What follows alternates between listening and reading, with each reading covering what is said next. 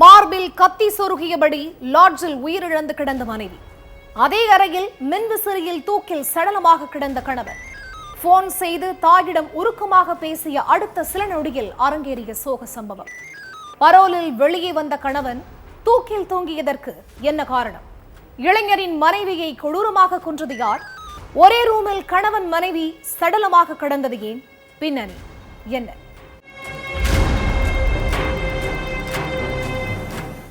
விடிஞ்சும் விடியாமலும் தருமபுரி குண்டலப்பட்டியில இருக்கிற லாட்ஜுக்கு ஒரு ஃபோன் வந்திருக்கு. சார், உங்க லாட்ஜில் தங்கி இருக்கிற என் மகன் தற்கொலை பண்ணிக்க போறேன்னு சொல்லிட்டு போனை கட் பண்ணிட்டான். என்ன ஏதுன்னு கொஞ்சம் போய் பாருங்க அப்படின்னு ஒரு அம்மா கதறி இருக்காங்க. என்னம்மா சொல்றீங்க?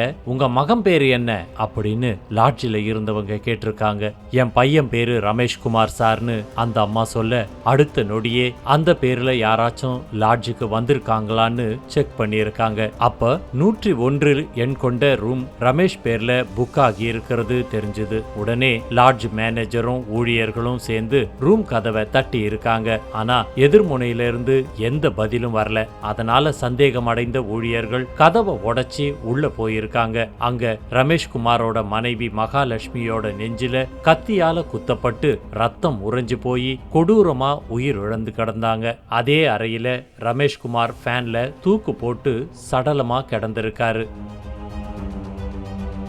அதை பார்த்து பதறி போய் லாட்ஜ் மேனேஜர் உடனே போலீஸுக்கு தகவல் கொடுத்திருக்காரு. சம்பவ இடத்திற்கு வந்த போலீஸ்காரங்க 2 பேருடைய சடலத்தையும் மீட்டு போஸ்ட்மார்ட்டத்துக்கு அனுப்பி வச்சுட்டு விசாரணையில இறங்கி இருக்காங்க. அதுல தான் பல அதிர்ச்சிகரமான தகவல்கள் வெளியாகி இருக்கு. மனைவி மகாலட்சுமி மார்ப ரமேஷ்குமார் பல முறை கத்தியால குத்தி கொலை பண்ணதும், இரவு முழுக்க சடலத்தோடவே தங்கி இருந்ததும் தெரிய வந்திருக்கு. மதிகோன் பாளையம் பகுதியைச் சேர்ந்த 33 வயசான ரமேஷ்குமாரும் அதே ஊரை சேர்ந்த 26 வயசான மகாலட்சுமியும் காதலிச்சு கல்யாணம் பண்ணிக்கிட்டாங்க. இந்த தம்பதிக்கு 7 வயசுல ஒரு மகளும் 5 வயசுல ஒரு மகனும் இருக்காங்க. குடும்பத்தை பார்த்துக்கணுங்கிற எந்த பொறுப்பும் இல்லாம குடிச்சிட்டு உதாரியா சுத்திக்கிட்டு இருந்திருக்காரு ரமேஷ்குமார். அது மட்டும் இல்லாம 2019 மது போதையில ஒரு கூலி தொழிலாளிய அடிச்சே கொன்னிருக்காரு ரமேஷ். அதுக்காக அவருக்கு அந்த வருஷமே ஆயுள் தண்டனை விதிச்சு ஜெயில அடைச்சிருக்காங்க. அதுக்கு பிறகு எந்த வருமானமும் இல்லாம குழந்தைகளையும் பார்த்துக்க முடியாம தவிச்சுக்கிட்டு இருந்த மகாலட்சுமிக்கு கிருஷ்ணகிரியில இருக்கிற ஒரு பிரைவேட் கம்பெனில வேலை கிடைச்சிருக்கு. அங்க வேலைக்கு சேர்ந்த மகாலட்சுமி அதுல வர வருமானத்துல தன்னுடைய 2 பசங்களையும் பார்த்துக்கிட்டு இருந்திருக்காங்க. கணவன் ஜெயிலுக்கு போனதுக்கு பிறகு மகாலட்சுமிக்கு தன்னுடைய ஆபீஸ்ல வேலை பார்க்கிற இளைஞரோட பழக்கம் ஏற்பட்டிருக்கு. மகாலட்சுமி அந்த இளைஞரோட பல இடங்களுக்கும் போய் தனிமையில இருந்ததாகவும் சொல்லப்படுது.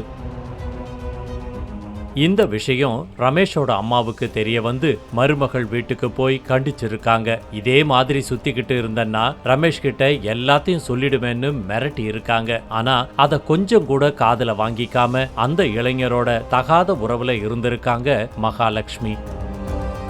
ஒவ்வொரு மாசமும் ஜெயில இருக்கிற தன்னுடைய மகனை பார்த்துட்டு வந்த ரமேஷோட அம்மா மகாலட்சுமி வேற ஆணோட தகாத உறவுல இருக்கிறத பத்தி சொல்லி இருக்காங்க. தாய் சொன்னதை கேட்டதும் கொந்தளிச்ச ரமேஷ்குமார் ஏப்ரல் 3ஆம் தேதி பரோல்ல வெளியே வந்திருக்காரு. 5ஆம் தேதி தன்னுடைய 2 பசங்களுக்கும் கெடா வெட்டி காது குத்துன ரமேஷ் கிட்ட மகாலட்சுமிய விவாகரத்து பண்ணிடுன்னு அவங்க அம்மா வற்புறுத்தி இருக்காங்க. அதுக்கு மறுப்பு தெரிவிச்ச ரமேஷ், என் மனைவி கிட்ட தனியா மனசை விட்டு பேசுனா எல்லாம் மாறிடும்னு சொல்லியிருக்காரு. அதுக்காக 23ஆம் தேதி தன்னுடைய 2 பசங்களையும் அம்மா வீட்டுல விட்டுட்டு குண்டலப்பட்டியில இருக்கிற லாட்ஜுக்கு மனைவிய அழைச்சிட்டு போயிருக்காரு ரமேஷ். கணவனோட வேண்டா வெறுப்பா போயிருக்காங்க மகாலட்சுமி.